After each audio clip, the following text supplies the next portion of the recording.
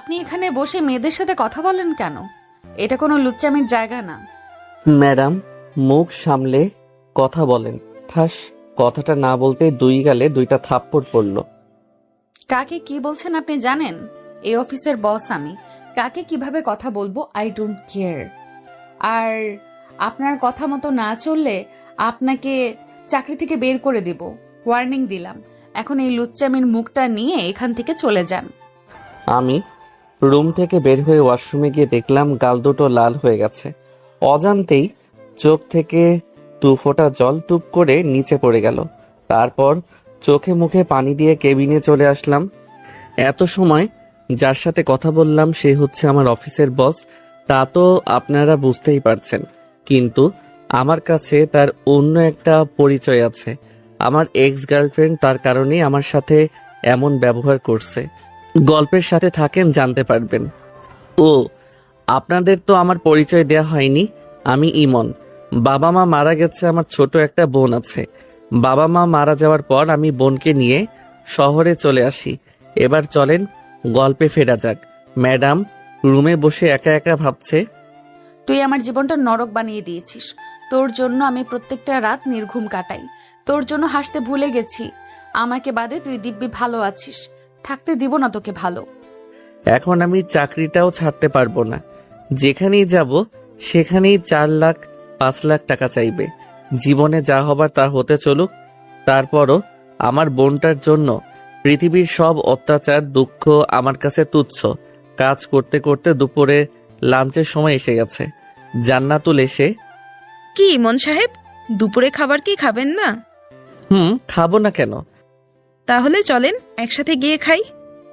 দেখলাম রাজীব রিমাও আসছে, একসাথে খাবার খাবে। তোমরা যাও, আমি বোনটার সাথে 2 মিনিট কথা বলে আসছি। তারপর ফোন দিয়ে জানলাম আন্টি আমার বোনটাকে খাইয়ে দিছে। তারপর নিজেও গেলাম খেতে। সবার সাথে খেয়ে কেবিনে চলে আসলাম। কাজ করতে করতে অফিসের সময় শেষ হলো। ইমন সাহেব বাড়ি যাবেন না? দাঁড়াও 2 মিনিট। তারপর জান্নাতুলের সাথে বেরিয়ে গেলাম। দেখলাম ম্যাডাম কালো প্রাইভেট কারে বসতে যাচ্ছে। এই মামা দাঁড়ান তো। জান্নাতুল, তুমি রিক্সা করে চলে যাও, আমার কিছু কিনতে হবে। আচ্ছা ওকে, বাই, টেক কেয়ার। তারপর আমি একটা কসমেটিক্সের শোরুমে গেলাম। বোনটার জন্য একটা ঘড়ি নিলাম, ব্র্যান্ডের ঘড়ি। তারপর বাসায় চলে আসলাম। বাড়িতে এসে ফ্রেশ হয়ে বোনকে আনতে গেলাম ছাদ থেকে। কোলে নিয়ে রুমে চলে আসলাম। বোন আমার কাছ থেকে মীরার কথা শুনে বলল, মীরা আপু, তোমার অফিসে আমি দেখতে চাই। আচ্ছা, কাল রেডি থাকিস, একসাথে যাব। মীরা রাতের খাবার খেয়ে ছাদে গিয়ে বসলো। হারানোর একটা বেদনা তার হৃদয়ে কষ্টের মেঘ জমানো। আকাশ থেকে পানি ঝরতে থাকে আর ভাবতে থাকে। চোখগুলো নিজের হয়েও অন্যের জন্য কাঁদে। স্বার্থপর চোখ দুটো। মীরা ছোট থেকেই ইমনের সাথে কোনো মেয়ে দেখতে সহ্য করতে পারতাম না। অথচ ইমন ঠিকই মেয়ের পারফিউমের গন্ধ সাথে লেগেই চলে। রাগে হাতে থাকা কফির মগটাকে ছুঁড়ে মারে। রাতের আকাশের দিকে তাকায় মীরা। চাঁদটা কিছুক্ষণ মেঘের আড়ালে ডুবে যাচ্ছে, আবার কিছুক্ষণ পর ভেসে উঠছে। যতই কষ্টে থাকুক না কেন, রাতের বিশাল খোলা আকাশের নিচে একাকিত্ব মনে আলাদা প্রশান্তি আসে। তারপর দিন মীরা অফিসে আসে। দেখলাম চোখে গাঢ় করে কাজল দেওয়া আর একটা পিঙ্ক কালারের শাড়ি পরে আসছে। অনেক সুন্দর লাগছিল। অনন্ত সৌন্দর্যের রাজকন্যা। মনে হয় চোখের মায়ায় হৃদয়টা ঘায়েল করে দিবে। চলে যাওয়ার দিকে তাকিয়ে রইলাম। কোমরটা আঁকাবাঁকা নদীর মতো। আল্লাহ অসাধারণ আর্টিস্ট দিয়েছেন নারীর মাঝে। অনেক নিপুণভাবে তৈরি করেছেন। তাদের সৌন্দর্য ঘোর লাগিয়ে দিবে আপনার চোখকে, নেশা ধরিয়ে দিবে আপনার মনে। একদিক একটা নারীর সৌন্দর্য, অন্যদিকে হাজারো ফুলের সৌন্দর্য রেখে পুরুষকে বলে যদি তাকাতে, তাহলে নারীর দিকেই তাকাবে। ভাবনার ছেদ ভাঙল মাহফুজের তাকে। স্যার, আপনি এখানে চাকরি করেন? আর আগের চিন্তা ভাবনা মাথায় আনলে এখান থেকে চলে যাব। কথাটা বলতেই মুখটা কালো করে বসের কেবিনের দিকে চলে যায়। তারপর নিজের মাথায় 2টা থাপ্পড় দিয়ে, তুই আসলে একটা বেহায়া। ওই মেয়ের বিয়ে মনে হয় হয়ে গেছে, তুই তাকাস কেন? তার দিকে তাকাবি না। তারপর কাজ করা শুরু করলাম। 1 ঘন্টা কাজ করার পর একটা শান্তির নিঃশ্বাস ফেলে চেয়ারে হেলান দিলাম। এমন সময় মাহফুজা চলে যাচ্ছে, একবারও তাকালো না আমার দিকে। চোখটা একটু বুঝতেই, স্যার আপনাকে ম্যাডাম যেতে বলেছে। আরে চাচা, এত ছাড় কেন করেন? আমি আপনার ছেলের মতোই, নাম ধরেই ডাকবেন। ইমন নাম আমার। আচ্ছা বাবা, তোমার কিছু প্রয়োজন হলে আমাকে বললো।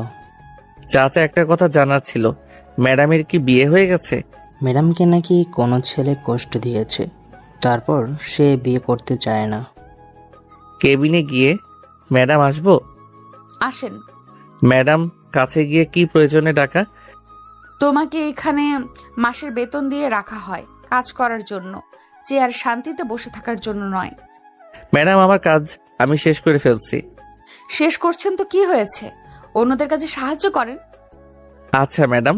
তারপর কেবিন থেকে মনে মনে, হারামজাদি, তোর জামাই তোরে উঠতে বসতে পিটুনি ওপর রাখতো তাহলে ঠিক হইতো। মনে হয় অফিসে আসার সময় তিতা খেয়ে আসে, না হলে এমন প্যাঁচার মতো মুখ করে রাখতো না। তারপর জান্নাতুল কেবিনে গিয়ে, তোমার কোনো কাজ থাকলে দিতে পারো।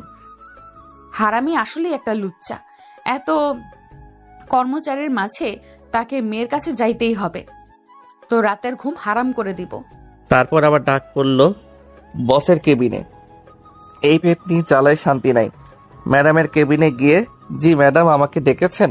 ম্যাডাম কিছু না বলে আমাকে 3টা ফাইল দিয়ে বলল, এই 3টা ফাইল কালকের মধ্যে চাই। ম্যাডাম এইগুলো 2 দিনেও শেষ করতে পারবো না। বলার সাথেই গালে 2টা ঠাস করে দিয়ে বলল, চাকরি রিজাইন দেন না পারলে, এখন সামনে থেকে চলে যান। এই ম্যাডামের অনেক শক্তি, আমিও পারবো না শক্তিতে।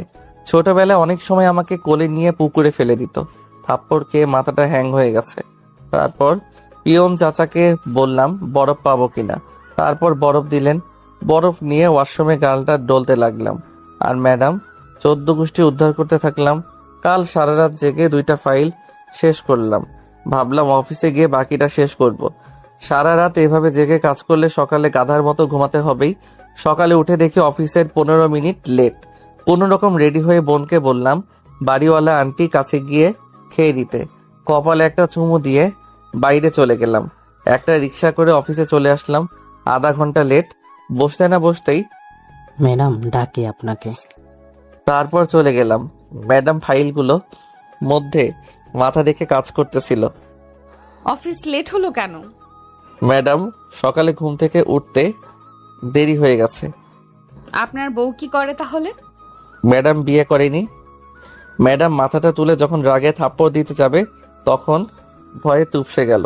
সারা রাত না ঘুমালে চোখ কিছুটা লাল হয়ে গেছে। আমি ছোট ছোট চোখ করে ম্যাডামের দিকে তাকিয়ে রইলাম। পরের বার যেন এরকম না হয়। আমি বের হতেই ম্যাডাম বুকে থুতু দিলেন। তারপর বাকি কাজ করতে করতে লাঞ্চের সময় হয়ে গেছে। তারপর লাঞ্চ করে বাকি কাজটা করে ম্যাডামের কেবিনে গিয়ে, ম্যাডাম আসবো? আসেন ম্যাডাম। কাছে গিয়ে ম্যাডাম ফাইলগুলো চেক করে দেন। ম্যাডাম বসবো একটু? আমার সামনে কোনো লুচ্চা বসতে পারবে না, সোফায় গিয়ে বসেন। আমি সোফার দিকে যেতে যেতে বললাম, আমি নারীদের সম্মান চোখে দেখি। আপনি কোন অ্যাঙ্গেল থেকে আমাকে লুচ্চা বলতেছেন? 14টা মেয়ের সাথে লুচ্চামি করতে পারো, আর লুচ্চা বলাতে শরীর জ্বলে কেন? আপনি কোন প্রমাণ থেকে এসব বলতেছেন? দেখলাম ম্যাডাম রেগে মোবাইলটা সোফায় ছুঁড়ে মারলো। নে দেখ তোর লুচ্চামি। তারপর মোবাইলটা হাতে নিয়ে যা দেখলাম, নিজের প্রতি নিজের বিশ্বাস হারিয়ে গেল। দেখলাম আমার সাথে কলেজের ক্লাসমেটের কিস করে সাথে থাকা পিকগুলো আসলে বিশ্রী দেখতে, শরীরের সাথে লেপটে চুমু দিয়ে আছে। এখন যদি বলি আমার এত কোনো হাত নেই, এটা প্ল্যান করে করছে, তার জন্য থাপ্পড়ও পেতে পারি। তাই কিছু না বলে ফাইলগুলো নিয়ে কেবিনে চলে গেলাম। সত্যিটা দেখে মনে হয় গায়ে জ্বালা উঠে গেছে। শালা হারামি লুচ্চা। এইভাবে কেটে গেল 5 মাস। মীরা আমাকে নানাভাবে অপমান করত, কষ্ট দিত। তারপরও ওকে দেখার জন্য নানা বাহানায় দেখতে চলে যেতাম ওর কেবিনে। একদিন ম্যাডামকে ফাইল হাতে দিতে গিয়ে ইচ্ছে করে একটু হাতে টাচ করি, সে রেগে পাশে থাকা গ্লাসের পানি আমার উপর ছুঁড়ে মারে। তোর মতো লুচ্চা কখনো আমাকে টাচ করতে পারবি না। পরের বার এইরকম হলে ঘাড় ধরে অফিস থেকে বের করে দিব। অপমানে মাথাটা নিচু করে, ম্যাডাম আমি এখন যাব কি করে? শার্ট তো ভিজে গেল। আপনি শার্টটা খুলে এখানে শুকাতে দিন। আমি পিয়নকে বলছি মার্কেট থেকে একটা শার্ট নিয়ে আসতে। ম্যাডাম আপনার সামনে খুলবো? আরে লুচ্চার দেখে লজ্জাও আছে। কিছু না বলে শার্ট খুললাম। ম্যাডাম আমার বুকের গলার দিকে তিলটা হা করে তাকিয়ে আছে। কি লুচ্ছি মেরে বাবা, আবার আমাকে বলে লুচ্চা। কিছুক্ষণ পর পিয়ন এসে শার্ট দিয়ে গেল। আমি শার্টটা পরে মানিব্যাগ থেকে ম্যাডাম শার্টের টাকা, ম্যাডাম ঠাস করে একটা চট দিয়ে বলল, তোর কত বড় সাহস আমাকে টাকা দিস?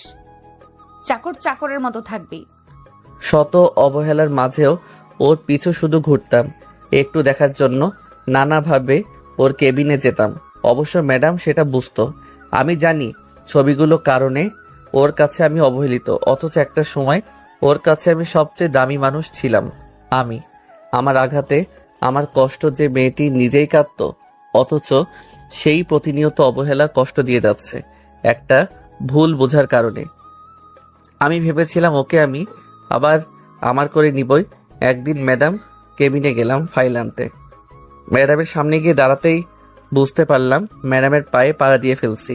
ম্যাডাম ঠাস করে একটা চট দিয়ে বলল, তোর কত বড় সাহস আমার পায়ে পাড়া দিয়ে পা নোংরা করিস? এখনই পাটা মুছে দে। অপমানে চোখের পানিগুলো টলমল করছিল। কিছু না বলে পাটা টিস্যু দিয়ে মুছে চলে আসলাম ফাইল নিয়ে।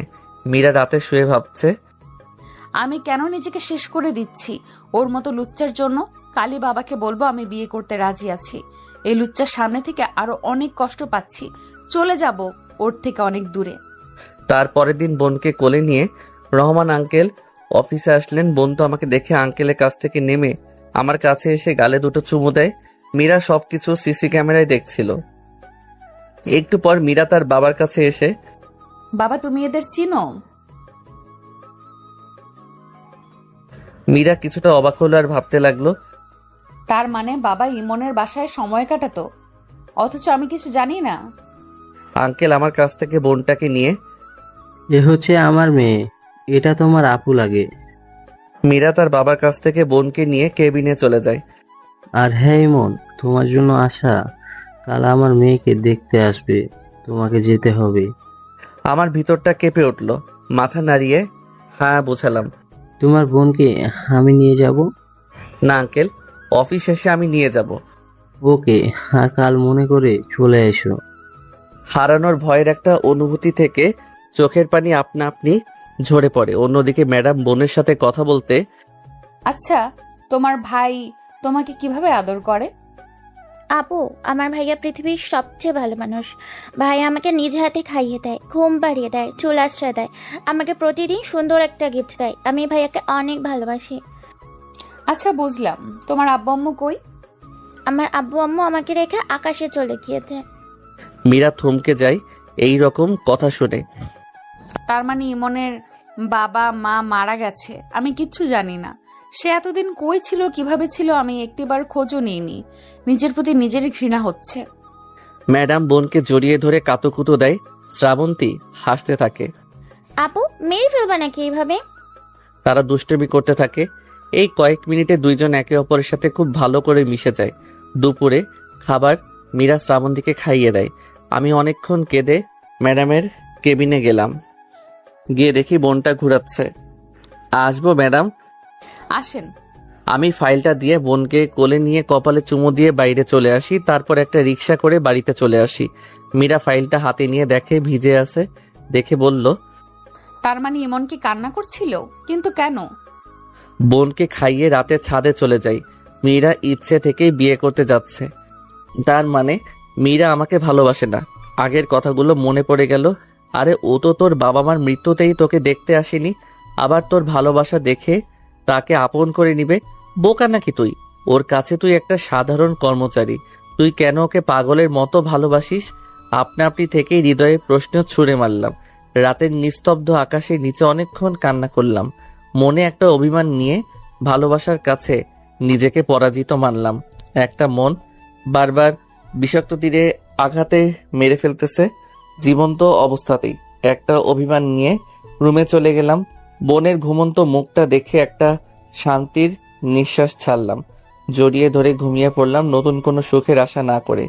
বেঁচে থাকবো স্বার্থপর হয়ে, নিজের মনের চাওয়া অপূর্ণতা, শুধু বোনটাকে ঘিরে বেঁচে থাকবো জীবন অস্তিত্বের কষ্টের আলপনাতে। ম্যাডাম অফিস শেষে চলে গেল নদীর ধারে চেনা জায়গায়। জীবনে যাকে সবচেয়ে বেশি ভালোবাসতাম তাকেই জীবনে সবচেয়ে বেশি ঘৃণা করলাম। অবাকময় পৃথিবীর জগৎ সংসার। একটা জীবনে কেন অপূর্ণতা, হা হুতাশ এত কারাঘাত করে মানুষকে। ম্যাডাম কিছুক্ষণ থেকে গাড়ির দিকে আসাতে থাকে, তখন একটা গাছের দিকে নজর যায়, দেখে দুইটা শালিক পাখি একটু চুপটি করে বসে আছে আর একটা মাথায় ঠোঁট দিয়ে বেনি করে দিচ্ছে। ভালো লাগায় মুখটা মলিন হয়ে উঠল তার। তারপর বাড়িতে চলে আসলো। এসে দেখে মাহফুজা অনেক কাপড় একসাথে করে দেখে যাচ্ছে। কিরে, কি করছিস? আপু বলো না কোনটা পরলে আমায় বেশি ভালো লাগবে। কিরে, বিয়ে আমার সাজুগুজু নিয়ে ব্যস্ত আছিস তুই, ব্যাপারটা কিরে? আপু কাল স্যার এই বাড়ির অনুষ্ঠানে আসবে, স্যারের ক্রাশ হতে চাই আমি। তোর ছাড়, তাহলে কে রে? ওই যে তোমার আব্বুকে বাঁচিয়েছিল, ইমন নাম, বজ্জাত। স্যার একবার ফিরেও দেখে না আমাকে। মীরা কিছুটা অবাক হলো, আবার রাগ হলো। ছাড় কি তোকে পছন্দ করে? আরে আপু আমাকে ডিরেক্ট না করে দিছে প্রপোজ করাতে, অথচ আমি কত ছেলে আমার পিছনে ঘোরে। আপু তুমি আমাকে হেল্প করো না ওই স্যারের সাথে আমার বিয়ে হতে। আমার বাবা তো তোমার বাবার চেয়েও বড় লোক। তুমি ওকে এসব বলবা আর বলবা আমি পাগলের মতো ভালোবাসি তাকে। সে তো তোমার অফিসেই কাজ করে, তুমি চেনো না তাকে। আমি তো সেদিন স্যারের কথা বলে বাড়িতে চলে আসি। আপু স্যারকে কি বলবো, মেয়েদের তিল নাকি পুরুষের নজর কাড়ে, আর আমার স্যারের তিল দেখে নজর কাড়ছে। ম্যাডাম মনে মনে অ্যাটম বোম হয়ে গেছে, শুধু ফুটতে পারছে না। তারপর দিন সকালে ঘুম থেকে উঠে ফ্রেশ হয়ে হালকা নাস্তা করলাম বোনকে সাথে নিয়ে। বোনকে সুন্দরভাবে সাজিয়ে রেডি করলাম। আমি কালো শার্ট আর প্যান্ট পরলাম। তারপর রিক্সা করে মীরার বাসায় চলে আসলাম। বাসায় ঢুকে দেখলাম অনেক বড় বাড়ি, খুব সুন্দরভাবে সবকিছু সাজানো গোছানো। আঙ্কেলকে দেখে বোন আমার কোল থেকে নেমে দৌড়ে রহমান আঙ্কেল কোলে গিয়ে ওঠে। আঙ্কেল, আঙ্কেল, ওই ছোট্ট পুকুরটা কত সুন্দর মাছ। গ্লাসের ভিতর বিদেশি মাছগুলো দেখে আঙ্কেলকে বলতেছে আর কি। হঠাৎ বুঝতে পারলাম কেউ আমার হাত ধরে টেনে নিয়ে যাচ্ছে। দেখলাম মীরার মা হাত টানতেছে আর বলছে, ইমন, তোমার সাথে আমার কিছু কথা ছিল, আমার রুমে একটু আসো তো। আমি আন্টির সাথে আন্টি রুমে যাচ্ছি, সেটা ম্যাডাম উপর থেকে খেয়াল করে। এই মনকে মা কই নিয়ে যাচ্ছে? ম্যাডাম সেটা দেখার জন্য উপরতলা থেকে লম্বা লম্বা পা ফেলে মায়ের রুমের দিকে যেতে থাকে। মায়ের রুমের সামনে যেতেই কিছু কথার আওয়াজ শুনে সেটা শোনার জন্য দরজার সামনে কান পাতে। ইমন, আমি অনেক লজ্জিত এবং অপরাধী। নিজের খারাপ কাজটার জন্য আমি নিজেকে ক্ষমা করতে পারছি না। আমি শান্তিতে ঘুমাতেও পারি না। আন্টি, আপনি কোনো খারাপ কাজের কথা বলছেন? আমি তোমার চরিত্রে দাগ লাগাইছি মীরার চোখে। তোমার সাথে আমি মীরাকে মানতে পারতাম না। পরে যখন দেখি মীরা তোমার জন্য নিজেকে দিন দিন শেষ করে দিচ্ছে, তখন তোমার বাড়িতে যাই, গিয়ে জানতে পারি তুমি সেখানে নাই। আচ্ছা আন্টি, বুঝলাম। আন্টি, আমি একটা বিষয় বুঝতে পারছি না, আমাকে কারিমা, নদী, বৃষ্টি কিস করছে কিভাবে সেটা তো আমিও জানি না। আমাকে কখন চুমু দিল? সবাই প্ল্যান করে ধাক্কা খেয়ে কিস করে ছবি তুলেছে তোমার সাথে, সেটা তোমার অজান্তেই। তার জন্য আমি তাতে টাকাও দিছি। আন্টি, আপনার প্রতি আমার বিন্দুমাত্র অভিযোগ নেই এবং রাগ নেই। উল্টা আপনি ভালোই করছেন, না হলে বুঝতে পারতাম না আপনার মেয়ে আমাকে বাদে অন্য পুরুষকে বিয়ে করতেও রাজি আছে। বাবা, তুমি আমার স্বামীকে বাঁচিয়েছ, তাই সত্যিটা না বলে থাকতে পারলাম না। ম্যাডাম সবকিছু শুনে চোখের পানি আটকায় রাখতে পারল না, দৌড়ে কাঁদতে কাঁদতে নিজের রুমে চলে যায়। মীরা রুমে এসে ভাবতে থাকে সে এত বড় অন্যায় কিভাবে করতে পারলো। ইমনের সাথে সাথে অনেকক্ষণ কান্না করে, নিজের প্রতি অভিমান আর একটা রাগ নিয়ে ওয়াশরুমে যায়। ফ্রেশ হয়ে এসে দেখে মাহফুজা একটা কালো কালারের শাড়ি পরতেছে। আপু শাড়িটা পরাতে সাহায্য করো না। কিরে, তুই না কালো কালারের কাপড় পরতে পছন্দ করিস না? আপু স্যারকে দেখেছো আজকে? কালো কালারের শার্ট পরে আসছে, তাই স্যারের সাথে ম্যাচিং করে আমিও কালো কাপড় পরবো। মীরা যেন আবার মাথা গরম হয়ে গেছে। মাহফুজাকে জোরে সরে এদিক ওদিক ঘুরিয়ে শাড়ি পরাইতেছে। আপু আস্তে আস্তে ঘোরাও। আমি বোনকে নিয়ে বাড়িটা ঘুরে ঘুরে দেখতেছি। 2 তালা দিয়ে যাওয়ার সময় একটা রুমে ম্যাডামকে দেখে আমার বোন আপু আপু ডাকতে থাকে। ম্যাডাম আমার বোনের দিকে তাকায়। আমিও দেখার জন্য তাকাতেই যা দেখলাম তা দেখার জন্য মোটেও প্রস্তুত ছিলাম না। বিশ্বাস করেন ভাই, দেখলাম মীরা পেটে কাপড় নেই, শাড়ির আঁচলটা মাটিতে পড়ে আছে, সরু পেটটার মাঝখানে অনেক সুন্দর দেখতে নাভিটা। চোখটা যেন ফিরাইতে মন চাইতেছে না। 3 সেকেন্ডের মতো দেখে বোনকে দেখিয়ে দিলাম দৌড়।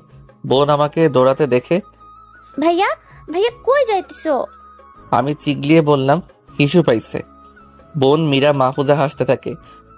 এমন একটা ছেলেকে আমি এতদিন লুচ্চা বলে আসছি, নিজেকে যেন অপরাধী মনে হচ্ছে। মীরা শাড়িটা পরা শেষ করে চোখে কাজল দিচ্ছে। আমার বোন বলল, আপু আমাকে লাগিয়ে দাও।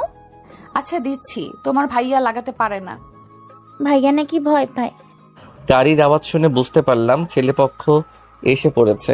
মীরা আমাকে ছাড়া অন্য একটা পুরুষের যেন সাজুগুজু করতেছে ভাবতেই এখন আর কষ্ট লাগে না, ঘৃণা হয়। যে কষ্টগুলো একসময় আপনাকে অনেক কাঁদাতো, সেই কষ্টগুলো একসময় মনে ঘৃণায় পরিণত হয়।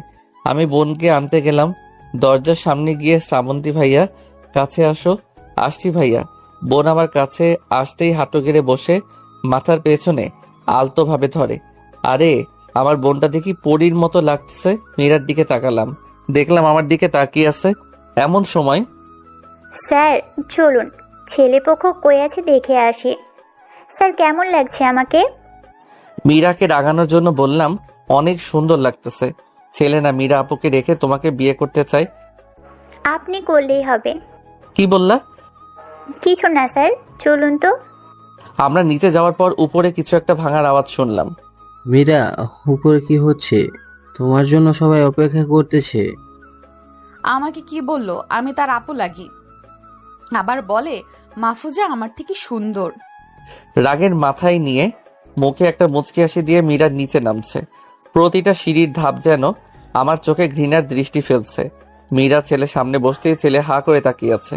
আমি বোনকে কোলে নিয়ে দাঁড়িয়ে একসাথে মাহফুজা আমি কথা বলতেছি হাসি মুখে। মীরা সেটা দেখে চোখে পানি টলমল করছে, মনে হয় চোখের পাতা বুঝলেই টুপ করে পানি নিচে পড়ে যাবে।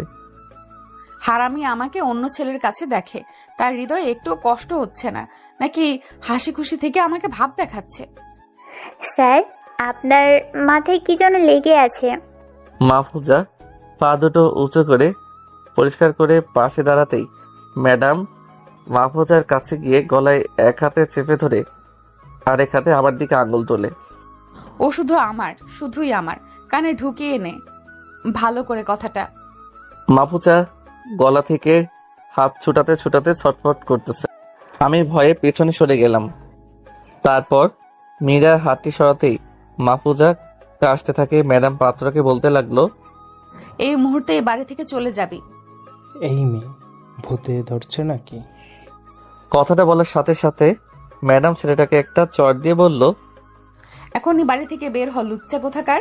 ছেলের পক্ষ ভয়ে অপমানে তাড়াহুড়ো করে বের হয়ে যায়। মাহফুজা ফ্লোরে বসা থেকে উঠতে চাইছে। আমি যেই তুলতে যাব তখন ম্যাডাম বলল, ইমন আমার দিকে তাকা। রাগী চোখগুলো দেখে বোনকে কোলে নিয়ে বাড়ি থেকে বের হয়ে গেলাম। মাহফুজা একটু ঠিক হতেই রুমে গিয়ে তাড়াহুড়ো করে ব্যাগ গুছিয়ে বের হতে হতে বলতে থাকে, আমিও দেখে নিব তুই এই ছেলেকে কিভাবে আপন করিস। আরে যা যা, তুই কি বালডা করবি আমার জানা আছে। মীরা তার বাবার রুমে যায়। বাবা তুমি কিন্তু কিছু উল্টাপাল্টা কইরো না মায়ের মতন। মামনি, আমি সব জেনে গেছি আর আমি তাতে অনেক খুশি। ইমন অনেক ভালো ছেলে। তুমি চাইলে আমি ইমনকে রাজি করাতাম। ফাও টাকা খরচ করে অন্য ছেলেকে দেখানোর মানেই হয় না। মীরা বাবার কপালে একটা চুমু দেয়। রহমান চৌধুরী আজকে অনেক বছর পর দেখতে পায় তার মেয়ে খুশিতে তাকে চুমু দিয়েছে। ভাবতেই চোখে পানি চলে আসে। মীরা চোখের পানিগুলো মুছে রুমে চলে যায়।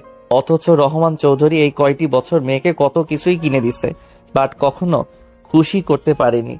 আমি বোনকে কোলে নিয়ে রেস্টুরেন্টে গিয়ে সেখান থেকে কিছু খাবার খেয়ে বাড়িতে চলে আসি। বাড়িতে এসে সামনে দেখি অনেকগুলো প্রাইভেট কার। সিঁড়ি দিয়ে উঠে দেখি ঘাড়তারা মুকবল নাগিন ড্যান্স নাচতেছে, কিন্তু গান গাচ্ছে অন্য আরেকটা। নাচতে নাচতে আমাকে দেখে বোনকে কোল থেকে নামিয়ে বোনকে নিয়ে আমাকে ঘুরে ঘুরে নাচতেছে আর বলতেছে, তোমারে বিয়া দেবো, তোমারে বিয়া করাইয়া দেবো। কি আজব গান রে বাবা। আঙ্কেল, আপনার শরীর ঠিক আছে তো? আরে আমি পারফেক্ট আছি, চীনা টান টান করে, চাইলে আর একটা বিয়ে করতে পারবো। কি আঙ্কেল, আপনি আর একটা বিয়ে করবেন? খারান, আমি এখনই আন্টিকে গিয়ে বলে আসছি। বলেই দৌড়। আজকে আমি শেষ, এমন বাছা আমায়। বোন রুমের কাছে গিয়ে ভয় ভয় চোখে দাঁড়িয়ে থাকে। বোনকে এমন দেখে মুকবল আঙ্কেলকে পাশ কেটে বোনের কাছে যাই। গিয়ে দেখি ভিতরে অনেক মানুষ, সবাই কোট পরে আছে, মনে হয় অনেক বড় লোক। আমি বোনকে কোলে নিয়ে রুমে গিয়ে সালাম দেই। সবাই উত্তর নেয়, ইমন, তোমার জন্য অপেক্ষা করছি। আর তুমি তো ইমন নাকি? হ্যাঁ আঙ্কেল, আমি ইমন। আপনাদের চিনতে পারলাম না। একটু বসো, তোমার সাথে কথা আছে। মুকবল আঙ্কেল আর আন্টি একসাথে দাঁড়িয়ে আছে। আমি হলাম মাহফুজার বাবা, দেশের বিশিষ্ট ব্যবসায়ী মোজাম্মেল চৌধুরী। আমার মেয়ে তোমাকে অনেক ভালোবাসে এবং বাড়িতে গিয়ে তোমার জন্য পাগলামি করছে। তো আঙ্কেল, আমি কি করতে পারি? তুমি আমার মেয়েকে বিয়ে করবে? আঙ্কেল, আমি পারবো না। কেন? আমার মেয়ে দেখতে খারাপ? আঙ্কেল, সেটা নয়। তাহলে কি মায়াকে ভালোবাসো? না আঙ্কেল। তাহলে কি তোমার টাকা, বাড়ি, গাড়ি লাগবে? এবার রাগে চিল্লিয়ে বলতে থাকলাম, আমার ভিতরে আত্মা মরে গেছে, আমার মন কাচের মতো ভেঙে গেছে, সেটা কখনো জোড়া লাগবে না। আমার কোলে ছোট্ট মেয়েটি দেখছেন, ওর জন্য আমার বেঁচে থাকা। আমার মন জ্বলন্ত আগুনে পুড়তেছে। আপনার মেয়ে আমার স্পর্শ আসলে ঝলসে যাবে। এত বড় ব্যবসায়ী হয়ে বুদ্ধি কি লোপ পেয়েছে আপনার? আমার মতো সাধারণ ছেলেকে কেন আপনার মেয়ের সাথে বিয়ে দিতে চান? আপনি চাইলে অনেক বড়লোক ফ্যামিলির ছেলের সাথে বিয়ে দিতে পারবেন। আর হ্যাঁ, আমি এতিম, ছোট বোনটা বাদে আমার আপন কেউ নেই। এমন পরিবারে কেউ বিয়ে দিয়ে মেয়েকে সুখে রাখবে আমার মনে হয় না। আঙ্কেল কিছুক্ষণ আমার দিকে তাকিয়ে সবাইকে নিয়ে চলে যায়। আরে তুই কার সামনে দাঁড়িয়ে কথা বলছিস তুই জানিস? জানতে হবে না। ইমন বাবা, এত বড়লোক ফ্যামিলির সাথে আত্মীয় হলে তোমার টাকার অভাব পড়তো না। আন্টি, টাকাই সবকিছু না। টাকা দিয়ে দামি জিনিস, বড় বড় বাড়ি, দামি গাড়ি কিনা যাবে। দামি খাবারও খাওয়া যায়, কিন্তু ভালো লাগার সুখ কিনা যায় না। ভালো লাগার সবকিছু বলেই রুম থেকে বের হয়ে নিজের রুমে চলে যায়। রাতে আমি আমার কলিজার বোনটার সাথে শুয়ে শুয়ে মোবাইলে মোটু পাতলু দেখতেছি। দেখলাম কার্টুনটা বন্ধ হয়ে অচেনা নাম্বার থেকে কল। রিসিভ করেই, আসসালামু আলাইকুম, কে আপনি? ওয়ালাইকুম আসসালাম, আমি আপনার মাহফুজা। সরি, আপনি আমার কেন হবেন? আরে আমি আপনাকে ভালোবাসি, তাই তো আমি আপনার। এই যে আজাইরা প্যাচাল শুনতে ভালো লাগে না। আমার বোন কার্টুন দেখবে, ডিস্টার্ব করবেন না। ফোনটা কেটে দিয়ে আবার বোনের সাথে কার্টুন দেখতে থাকি। কিছুক্ষণ পর আবার কল আসে। রিসিভ করেই, আপনার কি লজ্জা শরম বলতে কিছু নাই? স্যারের সাথে প্রেম করতে চান? কেমন বেয়াদব মেয়ে আপনি। কি ওই পেতনিটা তোমাকে ফোন দেয়? বুঝতে পারলাম এটা ম্যাডাম, তাই রাগানোর জন্য। আপনি আবার কোন পেতনি? কি আমি পেতনি? আরে কে বলবেন তো? তুমি আমাকে চিনতে পারছো না আমি কে? ওই প্যাচাল মারবেন না। কে আপনি বলেন, না হলে ফোন কেটে দিলাম আপু। এবার সেখান থেকেই ফোন কেটে দিল। বুঝলাম আপু বলাতে মনে হয় রেগে বোম হয়ে গেছে। পাশ ফিরে দেখি বোন কপালে হাত দিয়ে ঘুমিয়ে আছে। কপাল থেকে হাতটা বুকে সুন্দরভাবে রেখে দিলাম। ফোনটা রেখে আরাম করে শুতেই আবার ফোনটা ধরতেই, আপনার ফোন বিজি দেখাই কেন? মনে হয় শয়তানিতে ফোন দিয়েছে। তারপর তার সাথে 5 মিনিট বিতর্ক করে ফোনটা রেখে শুতেই আবার ফোন রিসিভ করলাম। এবার ম্যাডাম বলতেছে, তোমার ফোন বিজি কেন? সেম বিতর্ক। তার সাথে কিছুক্ষণ কথা বলে ফোনটা রেখে দিলাম। 10 মিনিট পর চোখগুলো ঘুম ঘুম আসতেই আবার ফোনের আওয়াজ। এবার সত্যি অনেক রাগ উঠে গেছে। এই মেয়েগুলোর মাথায় সমস্যা আছে নাকি? তারপর ফোনটা হাতে নিয়ে দেখে অফিস থেকে ফোন দিছে। রাগে মোবাইলটার ব্যাটারি খুলে ঘুমিয়ে পড়লাম। তারপর দিন অফিসে গেলাম, গিয়ে না বসতেই ম্যাডামের ডাক। তারপর ম্যাডামের কেবিনের সামনে গিয়ে, ম্যাডাম আসবো? অনুমতি নিতে হবে না।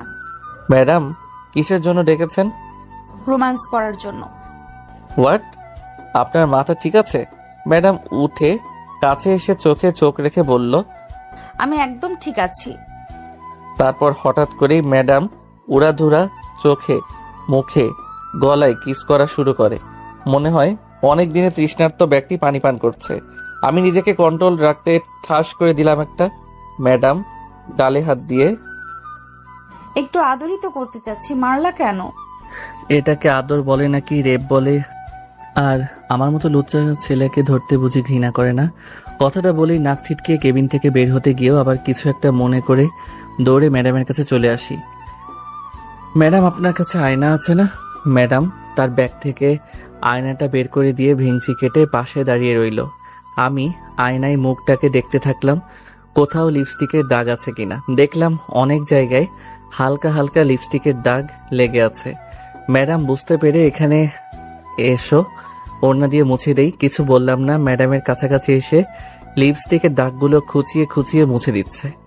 আমি এক দৃষ্টিতে কাজল দেওয়া চোখ দুইটার দিকে তাকিয়ে রইলাম। কালো মার্বেলের মতো বস্তুটা এদিক ওদিক নড়াচড়া করছে। ম্যাডাম শেষ করে দাঁড়াতেই চোখে চোখ পড়ল। দেখলাম গালটাতে হাতের দাগ উঠে গেছে। আমি হাতটা কাছে নিয়ে আঙুল দিয়ে আলতোভাবে দাগের জায়গায় স্পর্শ করতেই ম্যাডাম চোখ দুইটা বন্ধ করে ফেলে। আমি দাগের জায়গাটা চুমু দেওয়ার জন্য ঠোঁট দুটো এগিয়ে নিচ্ছি। কাছাকাছি গিয়ে চুমু না দিয়ে ধাক্কা দিয়ে চলে যাই। ম্যাডাম হাত ধরে বলল, কি রে, আমাকে ভালো লাগে না? তা লাগবে কেন? এখন তোমার নতুন মানুষের অভাব নেই। আমি একবারও বলছি আপনাকে ভালো লাগে না? তুমি শুধু আমার, অন্য কারো না। তুই যদি অন্য কারোর হস, আমি মরে যাব। ম্যাডাম কাঁদতে থাকে। হয়তো আমার দেওয়া কষ্টগুলো ওর মনে ঘৃণার বাসা বেঁধেছে। আমি কেবিনে এসে বসলাম। বসে কিছু কাজ ছিল, সেগুলো করে পিয়নকে দিয়ে ম্যাডামের কাছে পাঠিয়ে দিলাম। অফিস শেষে বোনের জন্য কিছু নেওয়ার জন্য কসমেটিক্সের শোরুমে গেলাম। বোনের জন্য নীল চুড়ি কিনবো বলে একটা জায়গায় দাঁড়িয়ে চুড়ি দেখছিলাম। 2 জোড়া সুন্দর নীল চুড়ি নিলাম। একটা লোককে দিয়ে বললাম প্যাক করে দিতে। বিল পে করতে গিয়ে দেখি মাহফুজা আর মীরা চিগলা চিগলি করতেছে। আমি গিয়ে, এখানে এসব কি হচ্ছে? স্যার, আপনার বিল দেওয়ার জন্য এরা ঝগড়া করতে আছে। আমার বিল যেন অন্য কেউ না দিতে পারে, না হলে আপনার শোরুমে আর আসবো না। Okay sir. টাকা দিয়ে বাড়িতে আসবো বলে বাইরে রিক্সার জন্য অপেক্ষা করতেছি।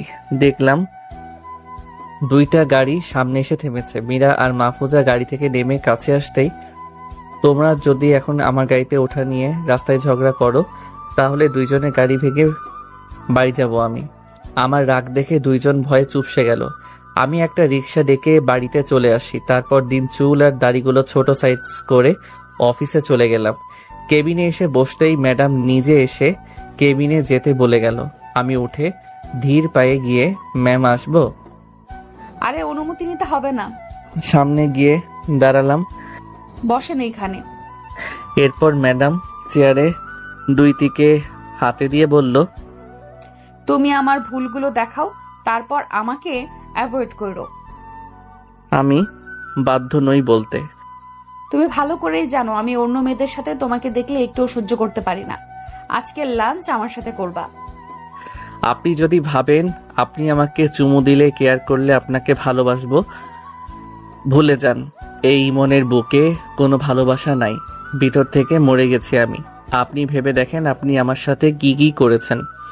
আপনার হাতে একটু টাচ পড়াতে আমাকে থাপ্পড় দিছেন, অপমান করেছেন, অথচ আজ নিজের শরীর আমাকে দিতে 2বার ভাবতেছেন না।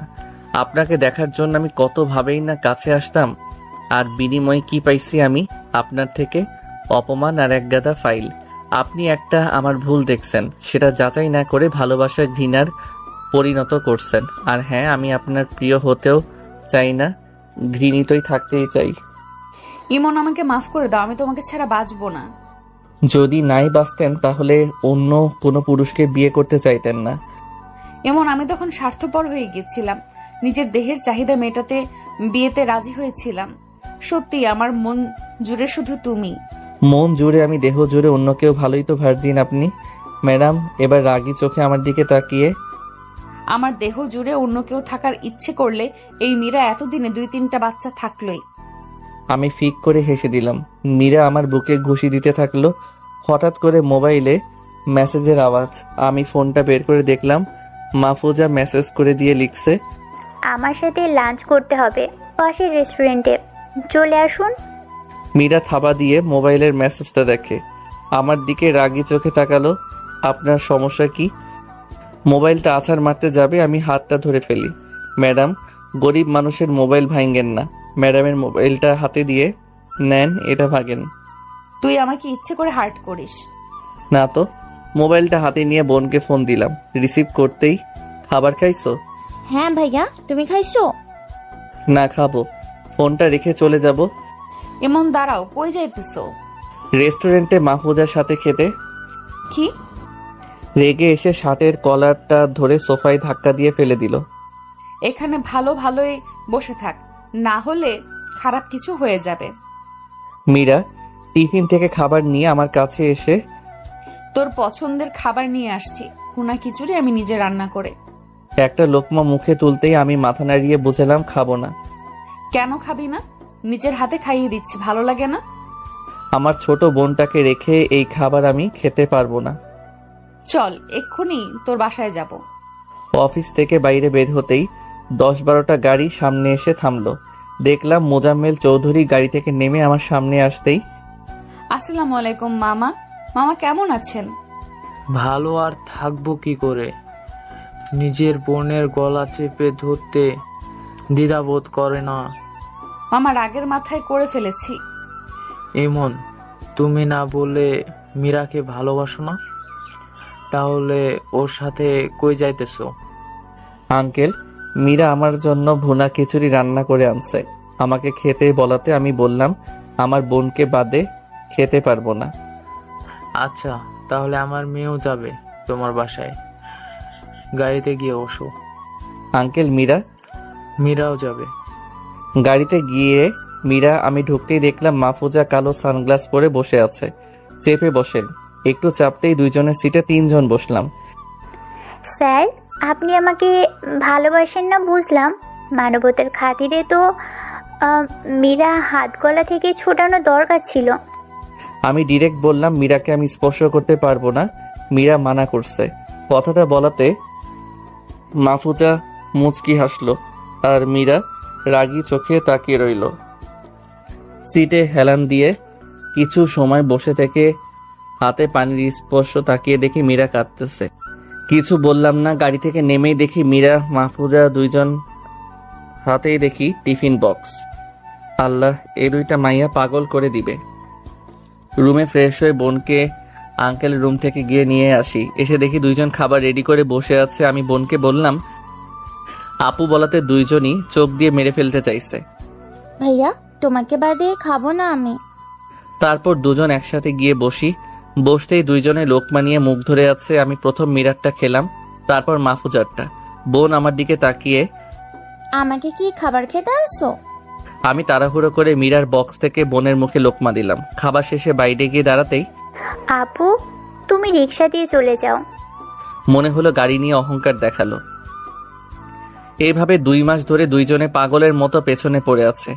একদিন অফিস শেষে বোনের জন্য একটা কেক আর কিছু সুন্দর সুন্দর গিফট কিনলাম, কারণ আজকে আমার কলিজার জন্মদিন। সন্ধ্যার পর বাড়িতে যেয়ে দেখি বাড়ি বেলুন আর বাতি দিয়ে সাজানো। পুরো বাড়ি বেলুন আর বাতি দিয়ে ভরে ফেলছে। বাড়িতে ঢুকে দেখি বাড়িতে অনেক মানুষ। বুঝলাম মীরা আর মাহফুজার কাজ। অনুষ্ঠানটা ছাদে হচ্ছে। কয়েকজন মানুষ আমার দরজার সামনে দাঁড়িয়ে আছে। এখানে আপনাদের কি? আপনার বোনকে প্রথম ছাদে নিয়ে গিয়েছিলাম, হঠাৎ করে ছাদ থেকে দৌড়ে এসে রুমে দরজা দিয়ে বসে আছে। কখন থেকে ডাকছি, দরজা খুলছে না। এখন আপনারা এখান থেকে যান। লোকগুলো ছাদে চলে গেল। আমি বোনকে ডাক দিলাম। আমার কলিজার বোনটা দরজা কেন খুলছে না? বোন আমার দরজা খুলেই ভয়ে বুকে জড়িয়ে ধরে মনে হচ্ছে ওকে কেউ মেরে ফেলতে চাইছে। আমার ডাক্তারের কথা মনে পড়ে গেল। আমার খেয়াল ছিল না আমার বোন বেশি মানুষ দেখলে প্রচণ্ড ভয় পায়, বিশেষ করে বেশি মানুষ ঘিরে দাঁড়ালে। মনে হয় ওকে ছাদে সবাই ঘিরে দাঁড়াইছে। প্রচণ্ড রাগ উঠে গেল আমার। বোনকে বললাম, ভয় পেও না, এই তো তোমার ভাইয়া তোমার সাথে। গিফটগুলো খাটে রেখে কেকটা টেবিলের একপাশে রেখে মোবাইলটা বোনের হাতে দিয়ে ছাদের দিকে যেতে যেতে শার্টের হাতাগুলো কোনই পর্যন্ত তুলে ছাদে যেতেই সবাই বলে উঠল, এই তো ইমন এসে গেছে। দেখলাম ছাদের দুই পাশে কেক সাজানো। টেবিলের উপর থেকে কেকটা ফেলে দিলাম। রাগে চিগলিয়ে বলতে থাকি, আপনাদের কে বলেছে এসব করার জন্য? বলতে বলতে ওই টেবিলের কেকটাও থাবা দিয়ে ফেলে দিলাম। ছাদে মুকবল আঙ্কেল, আন্টি, রহমান চৌধুরী, মোজাম্মেল চৌধুরীও আছে। মুকবল আঙ্কেলকে বললাম, আপনি তো আমার বোন সম্পর্কে সবকিছু জানতেন, তারপর এসব করতে দিলেন কেন? ইমন, আমি অনেক বাধা দিয়েছি, তারা শোনেনি। ইমন, তোমার বোনের জন্মদিন অনুষ্ঠান করে কি বড় ভুল করে ফেলেছি আমরা? আমার বোনের জন্য আপনারা জন্মদিন না, মরণের অনুষ্ঠান বানিয়েছেন। একটা ছেলে আমার কাছে এসে, ভাইয়া আপনি বোনকে নিয়ে এত অ্যাটিটিউড দেখাচ্ছেন। রাগে ছেলেটার নাক বরাবর একটা ঘুষি দিয়ে ছাদ থেকে নেমে যাই। রুমে এসে বোনকে কোলে নিয়ে বাড়ি থেকে নেমে একটা গাড়ি করে ব্রিজে যেতে থাকি বোনকে নিয়ে একাকিত্ব সময় কাটানোর জন্য। আপনারা সবাই ভুল করছেন অনুষ্ঠানটা করে, তার কারণ আমি বলছি আপনাদের, শুনুন। মুকবল আঙ্কেল বাবা মার মৃত্যু থেকে সবকিছু সবাইকে বলে। রিলেটিভরা শুনে মুখটা কালো করে রহমান চৌধুরীকে আর মোজাবেল চৌধুরীকে দুই একটা কড়া কথা বলে চলে যায়। এদিকে মীরা বসে বসে কাঁদতেছে। আমি ইমনের কষ্টের সময়গুলোতে পাশে থাকতে পারিনি। কাঁদতে কাঁদতে অজ্ঞান হয়ে যায়। রহমান চৌধুরী আর মোজাম্মেল চৌধুরী মীরাকে ধরাধরি করে গাড়িতে তুলে বাড়িতে চলে যায়। আমি রাত 1:30-এর দিকে বোনকে ঘুমন্ত অবস্থায় কোলে নিয়ে বাড়িতে এসে দেখি বাড়ি একদম ফাঁকা। বোনকে খাটে শুইয়ে দিয়ে নিজেও ঘুমিয়ে পড়ি। সকালে ঘুম উঠে বোনকে খাবার খাইয়ে অফিসে যাওয়ার জন্য রিকশায় উঠি। অফিসের সামনে যেতেই দেখি মাহফুজা দাঁড়িয়ে আছে। স্যার, আপনি আমার বাবার কোম্পানিতে চাকরি করেন, এখান থেকে বেশি টাকা পাবেন। থাক, আমার বেশি টাকা লাগবো না। মীরা গাড়ি থেকে নেমে দুজনকে কথা বলতে দেখে তাড়াতাড়ি সামনে এসে, ইমন, তুমি পেতনিটার সাথে কি কথা বলছো? মাহফুজা ম্যাডামকে একটা চট দিয়ে বলল, তুই আমাকে পেতনি বলার কে? মীরা আমার দিকে রাগী চোখে তাকিয়ে চলে গেল। আমি তো পুরাই বলদ হয়ে গেলাম। মার লোকে রাগ দেখায় কার সাথে? তবে মীরাকে আঘাত করাতে আমার রাগ উঠে গেছে। আমি সাথে সাথে মাহফুজার গালে ঠাস করে একটা বসিয়ে বললাম, তোমার মতো বেয়াদ্দব আর বেহায়া মেয়ে আমি আজ পর্যন্ত দেখিনি। তোমার বয়স, আমার বয়স, তুমি খেয়াল করেছো? সম্পর্ক করতে ম্যাচিওর হতে হয়। আমি তোমার বাড়িতে যাব এখনই। মাহফুজা নাকের পানি চোখের পানি এক করে কাঁদতেছে। স্যার, ভালোবাসা ম্যাচিউর বা বয়স থেকে হয় না, এটা জাস্ট হয়ে যায়। তুমি এখন তোমার বাড়ি নিয়ে যাবে কিনা বলো? গাড়িতে গিয়ে বসুন। এদিকে মীরা আমাকে অফিসে আসতে না দেখে রেগে আগুন হয়ে গেছে। আমি গাড়ি করে মাহফুজার বাড়িতে গিয়ে, তোমার বাবাকে ডাকো, কথা বলবো। মোজাম্মেল চৌধুরী সিঁড়ি দিয়ে নামছেন আর সাথে একটা ছেলেও আসছে। ছেলেটা আমাকে দেখে, আরে ভাইয়া কেমন আছেন? কি মনে করে আমাদের বাড়িতে? ভাই আপনাকে ঠিক চিনলাম না। আরে ভাই মনে নাই, একদিন রাস্তায় একটা ছেলে হাতে ব্যান্ডেজ করে দিয়েছিলেন? হ্যাঁ মনে পড়েছে। ভাইয়া, এর নামই ইমন। ছেলেটা কিছুটা অবাক হয়ে, আব্বু, এই ছেলের সাথে বোনের বিবাহ হলে আমার কোনো আপত্তি নেই, এই ছেলেটা অনেক ভালো। আপনার বোনকে কে বিয়ে করছে? দেখেন, আপনাদের আমি কিছু বলতে চাই। ছোটবেলা থেকে মীরা আমি একসাথে বড় হই, একে অপরকে অনেক ভালোবাসি। একটা ভুল বোঝাবুঝির কারণে আমাদের সম্পর্কটা নষ্ট হয়ে যায়। আমার মনে শুধু একজনই আছে, সেটা মীরা। তাছাড়া আপনার মেয়ে আমার থেকে অনেক ছোট।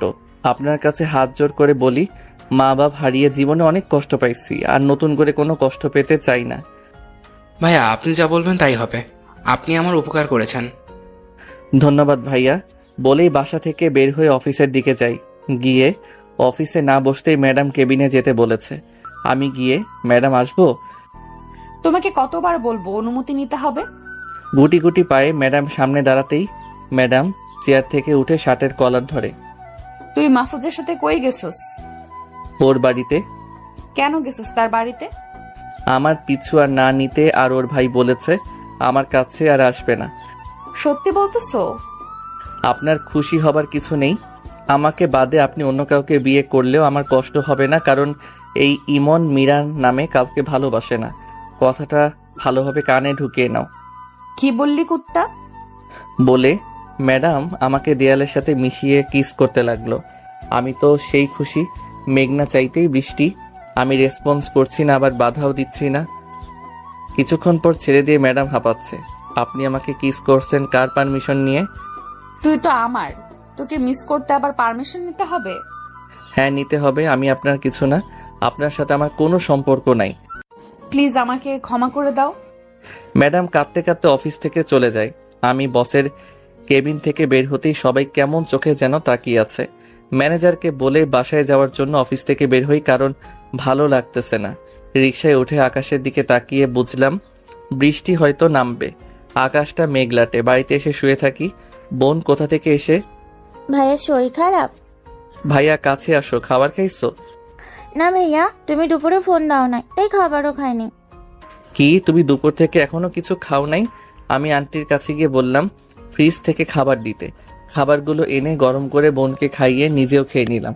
তারপর বোনকে নিয়ে শুয়ে মোবাইল চাপতেছি, এমন সময় কল আসলো। রিসিভ করে আসসালামু আলাইকুম আঙ্কেল। ইমন, সন্ধ্যা হয়ে গেছে, মনে হয় বৃষ্টি নামবে। আমার মেয়েটা এখনো বাড়িতে আসেনি। আঙ্কেল, আপনার মেয়ে কই আছে আমি জানি না। আঙ্কেল একটা নদীর ধারের কথা বললো, আর সেখানেই পাবো। বাবা, মেয়েটাকে কষ্ট করে বাড়িতে পৌঁছে দাও। আন্টির কাছে বোনকে দিয়ে আঙ্কেল বলা অনুযায়ী জায়গা যাইতেছি। গিয়ে একটু খুঁজেই দেখলাম একটা নারকেল গাছের সাথে লাগানো বেঞ্চে বসে আছে। আমি কাছে গিয়ে, আপনার বাবা বলছে বাসায় যেতেন। আবছা অন্ধকারেও মাঝে দেখলাম চোখে থেকে গাল বেয়ে নিচে পানি পড়তেছে। কেমন জানি মনের কষ্ট হতে শুরু করলো। আঙ্কেলকে ফোন দিয়ে বললাম, আঙ্কেল টেনশন নিয়েন না, আমি আপনার মেয়েকে বাসায় দিয়ে যাব। আমি হাতটা ধরতে গিয়েও ধরলাম না। ম্যাডাম বেঞ্চে থেকে উঠে, আমাকে টাচ করতে তোর সমস্যা কোথায়? নাকি নিজেকে নিয়ে অ্যাটিটিউড দেখাস? ভালোবাসি বলেই অবহেলা করিস। তোকে ছাড়া এই মীরা এক মুহূর্তও ভালো থাকবে না। কথাটা কেমন জানি হৃদয়ে আঘাত করলো। চলেন বাড়িতে যাব। আমার হাত ধরে নিয়ে যাও, না হলে আমি যাব না। হাতটা ধরে রাস্তার দিকে হাঁটতে থাকি। রাস্তায় এসে দেখলাম কোনো গাড়ি নাই। ফোন দিয়ে বলল গাড়ি নিয়ে আসতে। বৃষ্টি নামবে বলে রাস্তায় কোনো গাড়ি নেই। হঠাৎ করে ঝুম বৃষ্টি নামে। জানি বৃষ্টি নামবে, তাই সাথে একটা পলিথিন নিয়ে আসি যাতে মোবাইলটা না ভিজে। মোবাইলটা পলিথিনে ভরতেছিলাম। আপনারটা দেন, ভিজে গেলে নষ্ট হয়ে যাবে। আমারটা ভিজলেও কিছু হবে না। আমি মোবাইলটা পকেটে রেখে, চলেন একটু হেঁটে রাস্তার দূরত্বটা কমাই। আমি বুকে হাত দিয়ে মীরার পাশাপাশি হাঁটতেছি। চারদিকে শুধু বৃষ্টির রিমিঝিমি শব্দ। রাস্তার চারপাশ অন্ধকার, শুধু রাস্তাটা হেডলাইটের আলোয় আলোকিত। কিছুক্ষণ পর হঠাৎ বিজলির আওয়াজে মীরা আমাকে খপ করে জড়িয়ে ধরে। আমি হেডলাইটের আলোয় স্পষ্ট তার মায়াবী চেহারার দিকে তাকিয়ে রইলাম। ভয় ভয় চোখ আর মুখ নিয়ে বুকের মাঝে লুকিয়ে আছে। দুই চোখের নাকের মাঝখানে তিলটা যেন ওর সৌন্দর্য হাজার গুণ বাড়িয়ে দিয়েছে। ভেজা চুলগুলো থেকে একটা একটা পানির কণা বেয়ে বুকের দিকে যাচ্ছে। আমি ওর প্রতি নেশার মতো আসক্ত হয়ে যাচ্ছি। ভেজা চুলগুলো দুহাত দিয়ে পেছনে গুজে দেই। ম্যাডাম আমার সাদা বুকের কালো তিলটার দিকে কিছুক্ষণ তাকিয়ে সেখানে চুমু দেয়। আমার পুরা শরীর কেঁপে ওঠে। জড়িয়ে ধরার অবস্থাতেই ম্যাডাম মাথা তুলে আমার দিকে তাকায়। আমি ওর দিকে তাকিয়ে খেয়াল করলাম বামের গালটাতে আঙুলে দাগ লেগে আছে। এক হাত দিয়ে গালটা আলতোভাবে স্পর্শ করতেই ম্যাডাম চোখ বুজে ফেলে। আমি গালটাতে চুমু দেওয়ার জন্য ঠোঁট দুটো এগিয়ে নিচ্ছি। ম্যাডাম বড় বড় চোখ করে তাকিয়ে আছে, কিন্তু চুমু না দিয়ে আবার ফিরে আসলাম। ম্যাডাম গোল গোল চোখ থেকে পাল্টে রাগি চোখে তাকিয়ে আছে আর বলল, একটু আদর করলে কি হবে? প্লিজ একটা চুমা দাও না। পারবো না দিতে। মেয়েরা শক্ত করে জড়িয়ে ধরে, পিঠ থেকে হাত নিয়ে কোমরে গুজে দেয়। তুমি যদি এখন আমাকে চুমা না দাও তাহলে আমি এই অন্ধকারে হারিয়ে যাব।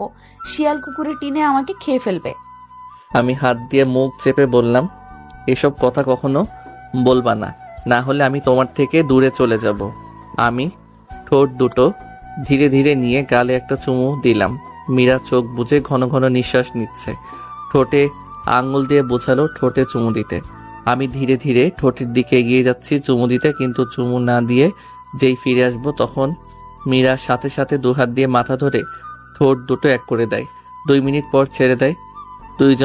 দুজনের দিকে কিছুক্ষণ তাকিয়ে চলো এবার যাওয়া যাক। আমার পা দুটো কেমন অবশ লাগছে, প্লিজ কোলে করে নিয়ে যাও না। কোলে নিয়ে ওর দিকে তাকিয়ে সামনে হাঁটছি। তুমি অনেক সুন্দর, অন্যরকম দেখতে তুমি। এই মন বারবার চাই তোমাকে দেখতে। আমি দেখতে কেমন সুন্দর? স্নিগ্ধময় আমার প্রিয়সী, যার সৌন্দর্যে আমি ভালো লাগা অনুভব করি মনের মাঝে।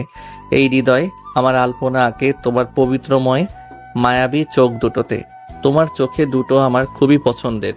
সত্যি অসাধারণ, আল্লাহর অসাধারণ সৃষ্টি তুমি।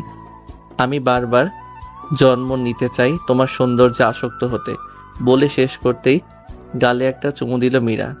কিছুক্ষণ পর একটা গাড়ি সামনে এসে দাঁড়ালো। ড্রাইভার নেমে স্যার, বাবা মনিকে গাড়িতে উঠান। মীরাকে গাড়িতে তুললাম। গাড়ি চলছে আপন গতিতে।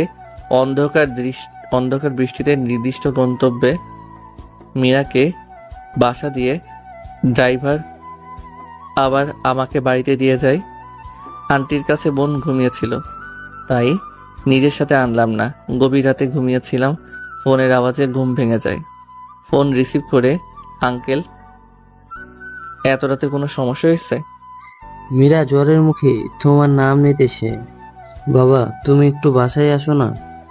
তোমার বাসার নিচে ড্রাইভার গাড়ি নিয়ে দাঁড়িয়ে আছে। আমার বুকের মাঝে হৃদস্পন্দন বেড়ে যায়। তাড়াহুড়ো করে নিচে গাড়িতে গিয়ে বসলাম। ড্রাইভার গাড়ি চালিয়ে বাড়িতে নিয়ে আসে। ড্রাইভার গভীর রাতে মীরাদের বাসার সামনে নামিয়ে দেয়। আগে থেকে গেট খোলা ছিল। গুটি গুটি পায়ে বাসায় ঢুকে আঙ্কেলকে সোফায় বসতে দেখি। আঙ্কেল ডাক্তার কল দিছেন। বাবা, এত রাতে ডাক্তার আসবে না, তুমি আমার মেয়ের কাছে যাও। ধীর পায়ে সিঁড়ি বেয়ে উপরে রুমে গিয়ে দেখি আন্টি মীরার পাশে বসে আছে। আন্টি আমাকে দেখে, কেমন আছে ইমন? ভালো আছি, আপনি? ভালো নেই, মেয়েটা জ্বরে ভুগতেছে। আন্টি আর কিছু না বলে রুম থেকে চলে যায়। আমি ম্যাডামের পাশে গিয়ে বসলাম। দেখলাম ঘুমাচ্ছে। ঘুমন্ত মায়াবী চেহারার দিকে নিষ্পলকভাবে তাকিয়ে রইলাম। কপালে একটা চুমু দিতে উঠে বসলাম। চোখের সামনে হাত নাড়িয়ে দেখলাম ঘুমিয়ে আছে তো নাকি আবার ব্যাগ ধরে আছে। দেখে বুঝলাম না, ঘুমিয়ে আছে। তাই ধীরে ধীরে কপালে একটা চুমু দিয়ে উঠে আসতেছিলাম। হঠাৎ ম্যাডাম হাত দিয়ে বুকের সাথে জড়িয়ে ধরে। আমার ভয়ে হৃৎপিণ্ড ধুক ধুক শুরু করে। ম্যাডাম আমার দিকে তাকিয়ে, চুরি করে আদর করা হচ্ছে? না মানে থাক, আর মানে করতে হবে না। ম্যাডাম আমার বুকে হাত দিয়ে, আরে তোমার বুকে এত ধুকধুক কেন করছে? ম্যাডাম কেউ দেখে ফেলবে, ছাড়েন আমাকে। এত ভয় কেন পাইতেছো? কেউ দেখলে কিচ্ছু হবে না। ছাড়ো আমাকে। ছেড়ে দিব, তার আগে আঙুল দিয়ে ঠোঁট দেখিয়ে বোঝালো চুমু দিতে। আমি পারবো না। আর তোমার না শরীর খারাপ? এসব এখন না, আগে সুস্থ হই। তুমি আমার পাশে থাকলে আমি এমনিতেই ভালো হয়ে যাব। আগে বলো, দিবে কিনা? আগে তোমার চোখ দুটো বন্ধ করো। আমি ওর গোলাপি ঠোঁট দুটোর সাথে নিজের ঠোঁট দুটো এক করে দিলাম। কিছু সময় পর ছেড়ে দিলাম। কিছুক্ষণ ওর দিকে তাকিয়ে রইলাম। এবার তো ছাড়ো। আর এখন থেকে তোমার আগুনের মতো গরম শরীরে শুয়ে আছি, ছাড়ো আমাকে। কিছুক্ষণ তাকিয়ে ধাক্কা দিয়ে সরিয়ে দিল। তার কিছুক্ষণ পর আন্টি এসে দুটো পাত্রে স্যুপ দিয়ে গেল। ইমন, মীরাকে স্যুপ খাইয়ে দাও তো। ওকে। এই যে ওঠেন। মীরা উঠতে চেষ্টা করেও আবার ধপ করে শুয়ে পড়ে। মনে হয় জ্বরের কারণে শরীর দুর্বল হয়ে গেছে। আমি পিঠে হাত দিয়ে টেনে তুললাম, তারপর স্যুপ খাইয়ে দিতে থাকি। মীরাকে চামচ দিয়ে মুখে স্যুপ দিচ্ছি। সে আমার দিকে এক দৃষ্টিতে তাকিয়ে স্যুপ খাচ্ছে। আন্টি এসে কিছু ওষুধের ট্যাবলেট দিয়ে গেল। মীরাকে ওষুধগুলো খেতে সাহায্য করলাম। ওর পাশে বসে কপালে আলতোভাবে টিপে দিচ্ছি আর একটা কথা চিন্তা করতেছি। মনে ধীর জিদ নিয়েছিলাম মীরাকে কখনো ভালোবাসবো না, অথচ এত অভিমান, এত ঘৃণা। ওর মায়াবী চেহারার দিকে তাকালে কিছুই মনে থাকে না। আসলে আমরা পুরুষ লোকের মনগুলো অন্যরকম। প্রিয় মানুষটার সাথে হাজারো রাগ, অভিমান, ঝগড়া, একটা চুমু বা মায়া লাগানো চেহারা অথবা মায়া লাগানো একটা কথাই যথেষ্ট। সব অভিমান ভেঙে দিতে। এসব ভাবতে ভাবতে কখন ঘুমিয়ে গেছি মনে নেই। ঘুম থেকে উঠে দেখি সকাল হয়ে গেছে। বোনটা আবার আমায় না দেখলে মন খারাপ করবে। মীরার ঘুমন্ত চেহারায় কপালে একটা চুমু দিয়ে আঙ্কেল আন্টিকে বলে বাইরে চলে আসলাম। বাইরে এসে একটা রিক্সা বা সিএনজির জন্য একটু সামনে হেঁটে গেলাম। সামনে যেতেই দেখলাম কয়েকটা ছেলে একটা মেয়েকে টিজ করতেছে। ভাবলাম যাব না, কিন্তু বিবেকে বাধা দিল। মেয়েটাকে কেন বিরক্ত করছেন? সেটা তোকে বলতে হবে, এখন সামনে থেকে সর। ভাই, এটা যদি আপনার বোন হতো? তোরা কইছি জ্ঞান দিতে, মায়ের খেতে চাস নাকি? ওরা 3 জন ছিল। জানি মারামারি করে পারবো না। একটু দাঁড়ান, 2টা কথা শুনে চলে যাইয়েন। লোকগুলো বিরক্ত মুখে তাকালো। ডিরেক্ট বললাম, আপনাদের জন্মের ঠিক নাই। লোকগুলো রেগে আমাকে মারতে আসলো। আমি, ভাই দাঁড়ান, আপনাদের সাথে আমি মারামারি পরে করে পারবো না। চাইলেই মারতে পারেন। সামনে থেকে ছেলেটা। আমি কি পতিত মেয়েদের থেকে জন্ম নিয়েছি নাকি? তুই আমাকে জন্মে ঠিক নেই বললি কেন? ধরেন আপনার মা রাস্তা দিয়ে হেঁটে যাচ্ছে, আমি ওনার বুকের দিকে, পাছার দিকে নজর দিলাম এবং ওনাকে টিজ করতে থাকলাম। আপনি তখন কি করবেন? নিশ্চয়ই আমার ভাষাটা আমাকে উপহার দিবেন, সাথে মেরে হাসপাতালে পাঠাবেন। রাস্তাঘাটে আপনাদের চোখে সেক্সি মেয়ে যায়, কিন্তু কারো কাছে কলিজার বোন যায়, কারো মা যায়। আপনাদের দেখে আশেপাশের লোকগুলো কেন প্রতিবাদ করে না জানেন? কারণটা হলো হিংস্র হায়না মনে করে আপনাদের। লোকগুলো কিন্তু আপনাকে গালি দেয় না ঠিকই, আপনার মা বাপকে ঠিকই গালি দেয়। নারীর পেট থেকেই আপনার জন্ম। আপনার অসুস্থতায় প্রধান সেবক নারী। সম্মানের চোখে দেখেন তাদের। জানি আমার কথায় আপনাদের মন পাল্টাবে না, কারণ কুত্তার লেজ কখনো সোজা হয় না। বলেই চলে আসতে থাকি। আমি একটা রিক্সা করে বাড়িতে চলে আসি। বাড়িতে এসে রুমে গিয়ে বোনকে ডাকি। বোনটা মনে হয় টিভি দেখছে। বোন দরজা খুলে, ভাইয়া, তুমি কোথায় গিয়েছিলে? তোমার মীরা আপুর বাসায়। আমাকে রেখে গেলে কেন? অন্য একদিন নিয়ে যাব আপু। আমি বোনকে খাইয়ে অফিসে চলে গেলাম।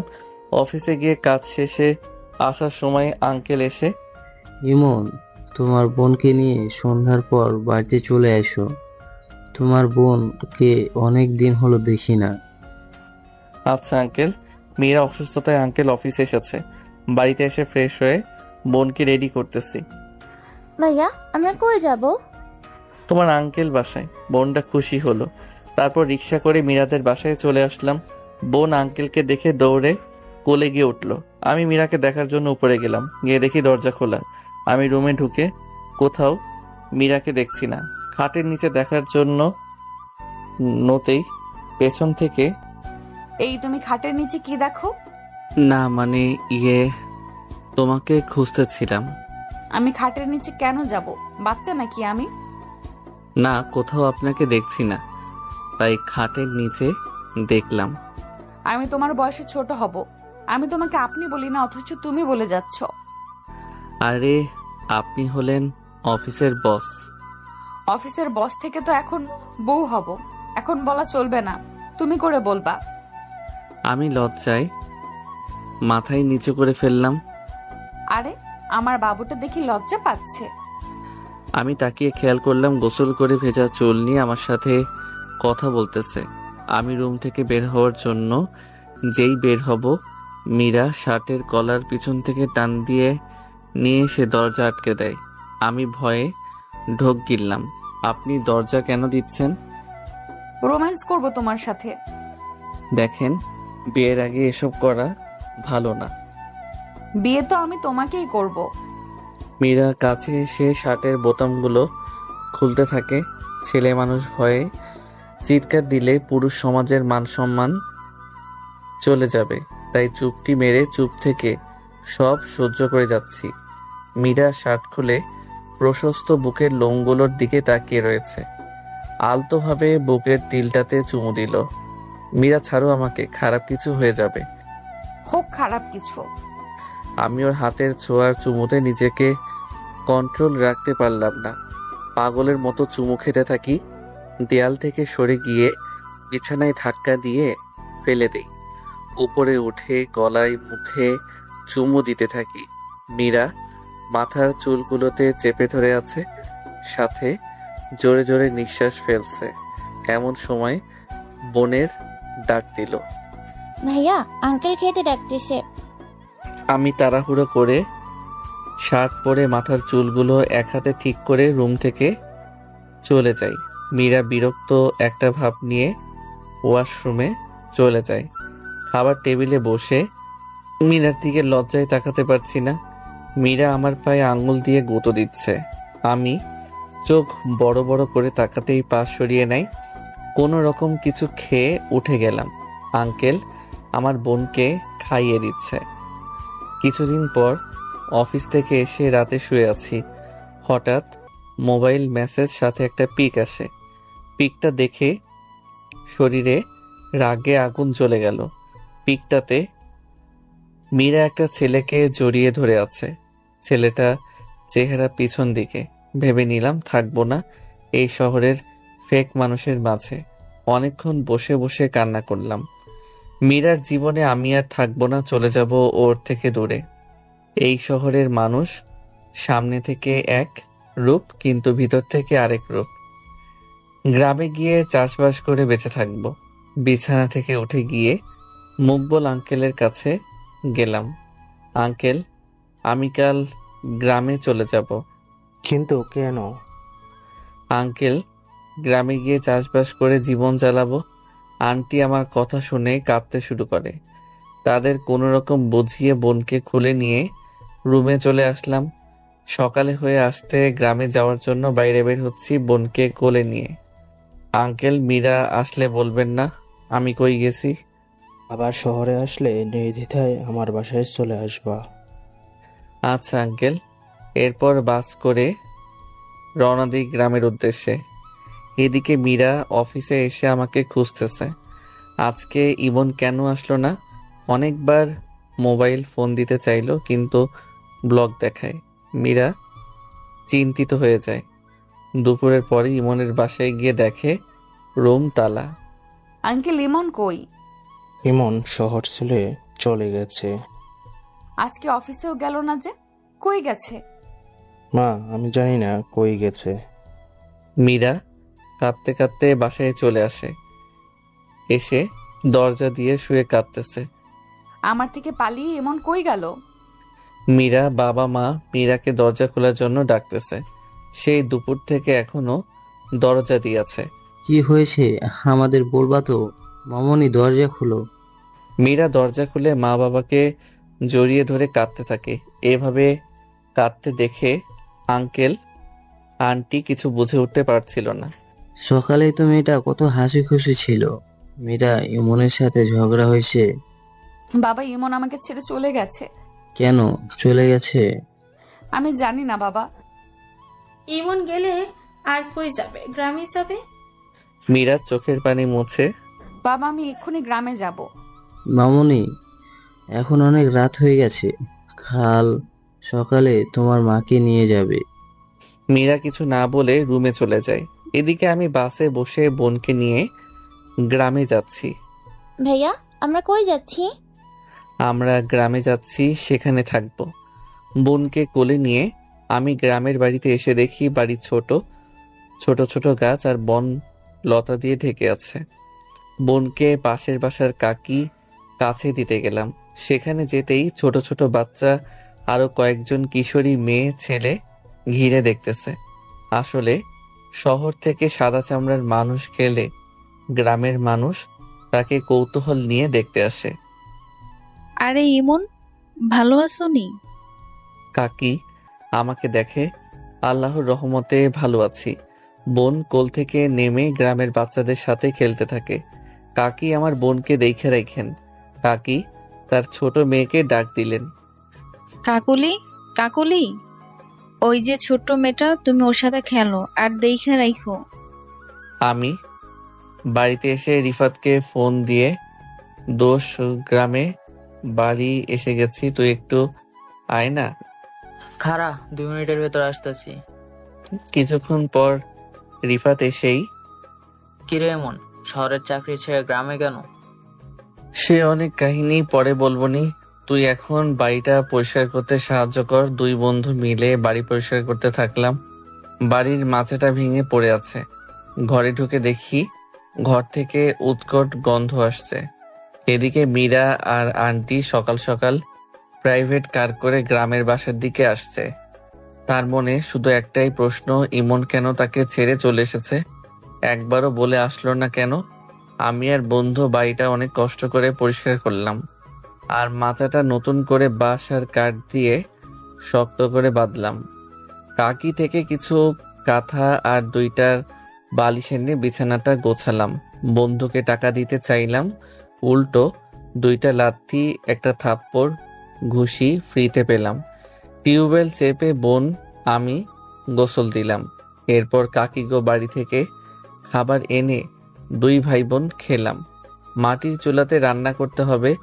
রান্না করার জন্য বাজার করে পাশের বাসা কাকি থেকে লাকড়ি আনলাম। আমি আবার ফকিন্নি না, কয়েকবার গেছি, অনেক কিছু পাইছি, তাই বলে আবার যাব না তা মানা যায় নাকি? আমার অ্যাকাউন্টে যথেষ্ট টাকা আছে, আপনাদের বলবো না, হিংসা করবেন তাই। মাটির চুলায় রান্না করতেছিলাম, ঘেমে শরীর একাকার। আর বোন আমার গ্রামের বাচ্চাদের সাথে ভালোই আছে। হঠাৎ কারো কোমল হাতের ছোঁয়া কেঁপে উঠলাম। শরীরের পারফিউমের গন্ধটা বুঝিয়ে দিল মীরা। আপনি আমাকে স্পর্শ কেন করলেন? পেছনে ঘুরতেই মীরা আমাকে দেখে হাসতে শুরু করলো। আমি কি হয়েছে, আমাকে কি জোকার মনে হয়? কোনো কথাই কানে নিচ্ছে না। আমি এবার রেগে, হাসতেছো কেন? আর এখানে কেন আসলা? মীরা হাসতে হাসতে ব্যাগ থেকে ছোট আয়না বের করে আমার মুখে ধরলো। দেখালাম কালি মেখে ভূত হয়ে আছি। নিজের চেহারা নিজেই দেখে ফিক করে হেসে দিলাম। আমি রান্না করছি আর বলছি, আপনার প্রতি আমার ঘৃণা আমার কাছে আসবে না। কিন্তু কেন বলবা তো? আমি তোমাকে ছাড়া বাঁচবো না। তুমি কেন এই কথাটা বুঝতে চাও না? আমি বুঝতে চাইও না, কারণ আমি তোমাকে ভালোবাসি না, শুধু ঘৃণা করি। এখন এখান থেকে যাও। আর এটা গ্রাম, লোকে দেখলে খারাপ ভাববে। মীরা কিছু না বলে কাঁদতে কাঁদতে বাড়িতে চলে যায়। অনেক কষ্ট করে রান্নাটা শেষ করলাম। রাতে আমি আমার বোন বসে মোবাইল দেখছি। বাইরে মীরার ডাক শুনে দরজা খুললাম, সাথেও আন্টি আছে। ইমন, আমার মেয়েটা কিছু করে থাকলে তাকে মাফ করে দাও। সেই সকাল থেকে এখনো কিছু খায়নি। তুমি মীরাকে খাবারটা খাইয়ে বাড়িতে দিয়ে আইস। আন্টি একটা টিফিন বক্স হাতে দিয়ে চলে যায়। আমি মনে মনে অনেক রাগ হলাম। এত রাতে একটা ছেলের কাছে মেয়েকে দিয়ে যেতে দ্বিধাবোধ করে না। মীরা কিছু না বলেই পাশ কাটিয়ে দ্রুত রুমে চলে গেল। আজকে সন্ধ্যা থেকে আকাশটা মেঘলাটে। গ্রামে এই একটা সমস্যা, বৃষ্টি নামলেই কারেন্ট চলে যাবে, তাই আগে থেকে 2টা মোমবাতি এনে রাখছি। আপনি তো আচ্ছা বেহায়া মেয়ে, কতবার বলেছি আমার কাছে আসবে না, তারপরও বেহায়ার মতো পেছন ছাড়েন না আপনি। মীরা মনটা খারাপ করে। ভালোবাসি বলেই তো বেহায়ের মতো পিছু পড়ে থাকি। আমার অন্যায়টা কি বলবা? বেশি কথা না বলে খাবার খেয়ে বাড়িতে চলে যান। খাইয়ে দাও আমাকে। এত ঢং কেন আপনার? আমাদের ঝগড়া দেখতে দেখতে বোনটা ঘুমিয়ে গেছে। হঠাৎ বাইরে প্রচন্ড বাতাসের আওয়াজ শুনলাম। হেঁটে গিয়ে দরজাটা খুলতে একটা দমকা বাতাস শরীরে থুবড়ে পড়ল। আমি সাথে সাথে দরজাটা দিয়ে দিলাম। দরজাটা দিতেই কারেন্টও চলে গেল। মীরা, তোমার পাশে টেবিলটার ওপর মোমবাতি আছে, এটার সাথে আগুনটা নিয়ে মোমবাতিটা জ্বালাও। মোমবাতিটা জ্বালিয়ে হাতে নিয়ে মীরা ধীর পায়ে আমার সামনে এসে দাঁড়ায়। মোমবাতি আলোয় মায়াবী স্নিগ্ধ চেহারায় অপলক তাকিয়ে আমি দুজনের মাঝে সামান্য দূরত্ব নিয়ে বুকের মাঝখানে জ্বলন্ত মোমবাতি নিয়ে দাঁড়িয়ে মীরা। মোমবাতি আলোয় একে অপরের দিকে অপলকভাবে তাকিয়ে দুজনে। সময়টা এখানে এসেই বুঝি থেমে আছে। টিনের চালায় ঝুমঝুম বৃষ্টির শব্দ, একটা মিষ্টি হাওয়া এদিক থেকে ওদিক উড়ে উড়ে যাচ্ছে। হঠাৎ মীরা আ করে চিৎকার দিয়ে ওঠে। আমি সাথে সাথে মোমবাতিটা হাতে নিয়ে পাশে রেখে দেই। এদিকে আসো। মোমবাতির আলো দেখলাম গলন্ত মোমের ছ্যাঁকায় হাতে ফোসকা পড়ে গেছে। ওর চোখে পানি দেখি হৃদয়টা কেমন জানি উলটপালট হয়ে যাচ্ছে। আমি, চলো খাবার খাবে। মোমবাতিটা সামনে রেখে হাত দিয়ে খাইয়ে দিচ্ছে। খাওয়া শেষ করে এবার আপনি বাড়ি যাবেন কিভাবে? তোমার সাথে থাকবো। আচ্ছা। বলার সাথে সাথে মীরা নিচে আমার উপরে শুয়ে পড়ল।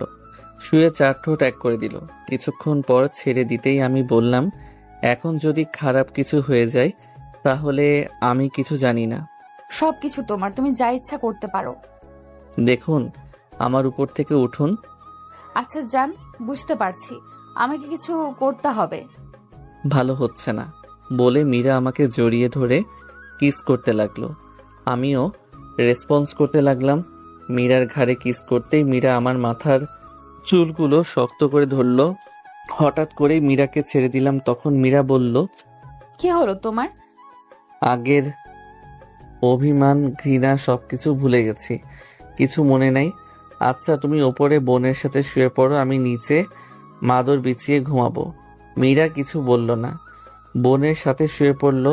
আমি মাটিতে মাদুর বিছিয়ে শুয়ে পড়লাম। শুয়ে শুয়ে মোবাইল চাপতেছি। মোমবাতিটা গল্পে গল্পে শেষ অবস্থানে এসে পড়েছে। কিছু সময়ের পর মীরা আমাকে জড়িয়ে ধরে। এসব কি করছেন? বুকে মাথা রেখে। তুমি আমার সাথে কেন রাগ করছো? ফোনের ছবিটা ওকে দেখালাম।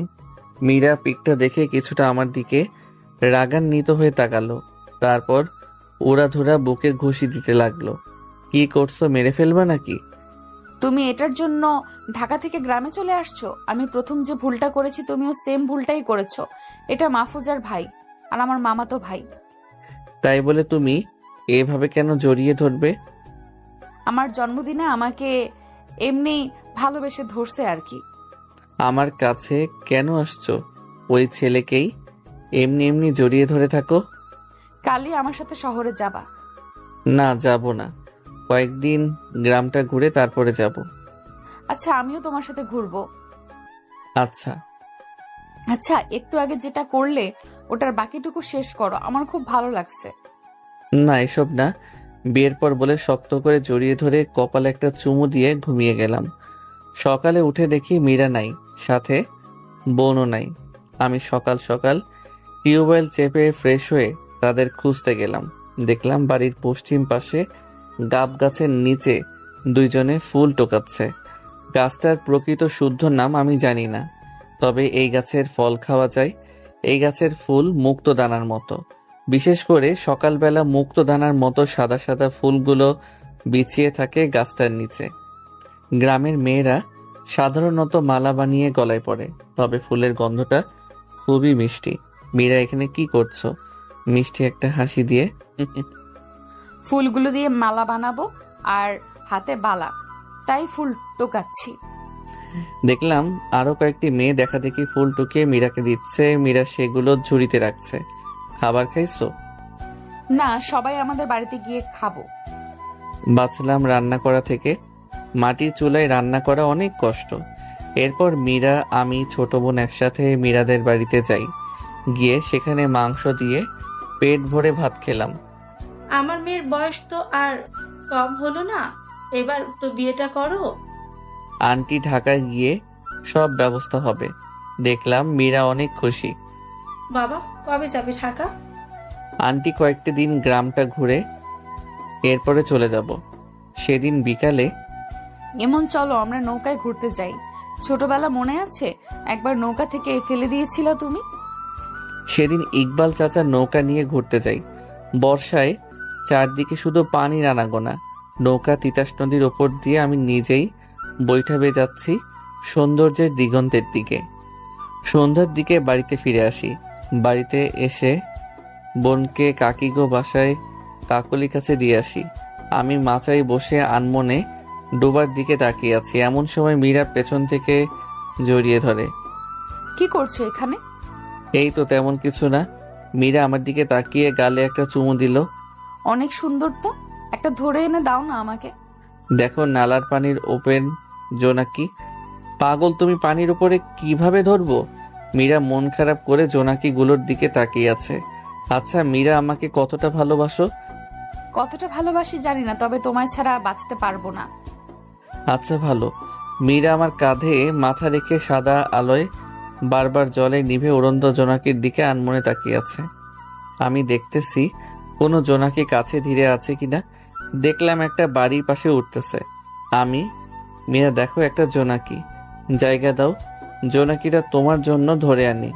যাওয়ার সময় মীরা বলল, ধরতে না পারলে আমি যা বলবো সেটা করতে হবে। আমি জোনাকিটা ধরতে যেতেই এটা উপরে উঠে গেল। ধুর, খাবার না দিতেই উপরে কেন গেল? এরপর মীরার কাছে চলে আসলাম। এবার লিপ কিস করো আমাকে। এসব বিয়ের পর হবে। না, আমার এখন চাই। তুমি কথা দিয়েছো, যেটা বলবো সেটা শুনবা। এখন এসব না করলে হয় না। মীরা গাল ফলিয়ে ডোবার দিকে তাকিয়ে আছে। আচ্ছা ঠিক আছে বলতে হাসি দিয়ে আমার দিকে ঘুরল। ঠোঁট দুটো ও ঠোঁটের সাথে পেছন থেকে চুলগুলোতে ধরে এক করে দিলাম। 5 মিনিটের মতো থেকে ছেড়ে দিলাম। আমি নিঃশ্বাস নিতে থাকি। তার 2 দিন পর একদিন রাস্তা দিয়ে হেঁটে আসছিলাম। হঠাৎ একটা কিশোর ছেলে, আপনি মারা যাবেন, নামাজ আদায় করেন, এতটুকু কথা বলে সামনের দিকে চলে যায়। আমি অবাক হয়ে এক জায়গায় দাঁড়িয়ে রইলাম। এটা কেমন স্টাইলে নামাজ পড়ার কথা? গ্রামের মানুষগুলো পাগল নাকি? তবে কথাটা মনে আঘাত করছে যথেষ্ট। চিন্তা করলাম ফজর থেকে 5 ওয়াক্ত নামাজ পড়ব। ভোর সকালে নামাজ আদায় করে বাড়িতে আসলাম। আসতেই মীরা বলল, আজকে ঢাকা চলে যাব, আব্বু নাকি অসুস্থ। আচ্ছা তুমি যাও, আমি পরে চলে আসব। আমি কিছু জানি না, তুমি আমার সাথে এখন যাবা। আচ্ছা। মা বাবার কবরটা জিয়ারত করে আসি, তুমি আমার ছোট বোনকে রেডি করো। আমি কবর জিয়ারত করে এসে রেডি হয়ে গাড়িতে গিয়ে বসলাম। ড্রাইভারের সাথে আন্টি, আমি মীরা একসাথে, আমার পাশে আমার ছোট বোন। গাড়ি ঢাকার গন্তব্যের দিকে যাচ্ছে। দেখলাম বোনটা ঘুমিয়ে গেছে। গাড়ি নড়াচড়াতে ব্যথা পেতে পারে, তাই ঘুমন্ত অবস্থায় বুকের সাথে কোলে নিয়ে সিটের সাথে হেলে বসলাম। মীরা কিছু সময় বাদে বাদে একটা একটা করে গালে চুমু দেয়। তার কিছু সময় পর মীরাও কাঁধে মাথা রেখে ঘুমিয়ে পড়ে। এই মুহূর্তে নিজেকে অনেক সুখী মানুষ মনে হচ্ছে। অজান্তেই মুচকি হেসে দিলাম। অবশেষে ঢাকায় চলে আসলাম। মীরাদের বাড়িতে ঢুকে আঙ্কেলকে সালাম দিলাম। তারপর সবাই একসাথে খাওয়া শেষ করে সোফায় বসে কথা বলতেছি। এরপর বোনকে নিয়ে মুকবল আঙ্কেল বাসায় চলে আসি। মুকবল আঙ্কেল আমায় কৌতূহল চোখে তাকিয়ে অনেক কিছু জানার ইচ্ছা ছুড়ে দিল। আমি আঙ্কেলকে সব বললাম। কিছুদিন পর আমি আর মীরা বিবাহ সম্পর্কে আবদ্ধ হই। আজকে আমার বাসর রাত। বোনকে নিয়ে ছাদে দাঁড়িয়ে আছি। কত চিন্তা মনে দোলা দিচ্ছে। পেছন থেকে, ইমন এবার তো যাও, অনেক রাত হয়ে গেছে। মেয়েটা সে কখন থেকে একা বসে আছে। তোমার বোনও তোমার কুলে ঘুমিয়ে আছে, ওকে আমার কুলে দাও। আঙ্কেল বোনকে নিয়ে চলে গেল। আমি দরজা খুলে রুমে গিয়ে দেখলাম মীরা বসে মোবাইল চাপতেছে। তোমার এতক্ষণ লাগে আসতে? সে কখন থেকে বসে থাকতে থাকতে বোরিং লাগছে। আমি কাছে গিয়ে, এই ভারী কাপড় খুলে অজু করে আসো, 2 রাকাত নামাজ পড়ব। আমি পাঞ্জাবিটা খুলে একটা পাতলা গেঞ্জি গায়ে দিলাম। আমি অজু করে এসে দেখি মীরা শাড়ি খুলতেছে। আমি ওর সুন্দর পেটের দিকে তাকিয়ে রইলাম। আপনি এভাবে তাকিয়ে কেন আছেন? আমি হকচকিয়ে অন্য দিকে চোখ ফিরালাম। আমরা এখন স্বামী স্ত্রী, আমার সব কিছু তোমার দেখার অধিকার আছে। মীরা কাছে এসে একটা চুমু দিবে। আমি থামিয়ে, আগে নামাজ তারপর। মীরা একটা মুচকি হাসি দিয়ে ওয়াশরুমে চলে গেল। তারপর দুজনে একসাথে নামাজ আদায় করলাম। বালিশ দিয়ে বিছানায় হেলে বসলাম। মীরাও আমার দিকে তাকিয়ে আমার পাশে বসে আছে।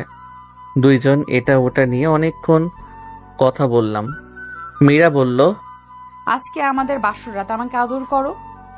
বলেই আমার কোলের উপর উঠে বসলো। আমি মীরার 2 চোখের নাকের মাঝখানে তিলটার দিকে তাকালাম। এই তিলটাই ওর সৌন্দর্য 1000 গুণ বাড়িয়ে দিয়েছে। আমি ওর গোলাপি ঠোঁট দুটোতে চুমু দেওয়ার জন্য এগিয়ে যাচ্ছি। মীরার ভারী নিঃশ্বাস আমার চোখে মুখে লাগছে। 2 জোড়া ঠোঁট এক হতেই দুজনেই যেন কোনো আদিম নেশায় মেতে উঠেছি। মীরা চুলগুলোতে খামচে ধরল। আমার শরীরের সাথে আঁকড়ে পৃষ্ঠে লেগে আছে। আমি ওর পেটে হাত বুলাতে থাকলাম। চুমুতে ভরিয়ে দিচ্ছে ওর মাতাল করা নেশাক্ত সৌন্দর্যের প্রতিটি অঙ্গ। দুজনেই কোনো অমৃত সুখের নেশায় পাড়ি দিচ্ছে সময়ের অসংখ্য সেকেন্ড। সকালে ঘুম ভাঙতেই মীরা পাশে নেই। আমি বিছানা থেকে কাপড় ঠিক করে ওয়াশরুমের দিকে যাচ্ছি। ওয়াশরুমে ঢুকতেই ধাক্কা খেলাম মীরার সাথে। দেখলাম গোসল করে বের হচ্ছে। একটু সাইড দিতেই চলে গেল। আমি গোসল করে বের হলাম মাথা মুছতে মুছতে। আমাকে দাও, আমি মুছে দিচ্ছি। হাত উঁচু করে মুছতে কষ্ট হচ্ছে, তাই একটা চেয়ারের উপর দাঁড়িয়ে মাথা মুছে দিচ্ছে। ওর নাভিটা আমার চোখ বরাবর দেখা যাচ্ছে। সরু পেটটার মাঝখানে ছোট একটা ছিদ্র মতো দেখতে বস্তুটা এত আকর্ষণীয় কেন? অসাধারণ, আল্লাহর অসাধারণ নিপুণতা। নাভিতে ঠোঁটের আলতো স্পর্শে মীরা কেঁপে উঠল এবং পড়ে যেতেছিল। আমি ধরে ফেলি। লজ্জায় মাথা নিচু করে রেখেছে। এই প্রথমবার তাকে লজ্জা পেতে দেখলাম। লজ্জায় ধারণ করা চেহারাটা অদ্ভুত ভালো লাগা কাজ করছিল।